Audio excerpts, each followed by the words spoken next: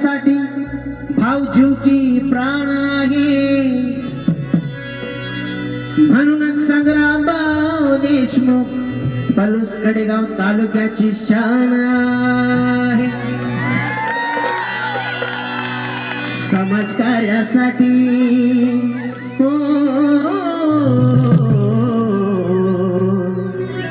समाज कार्यासाठी त्यांनी कसली कंबर, समाज कार्यासाठी त्यांनी कसली कंबर. संग्रामभाऊ देशमुख एक नंबर.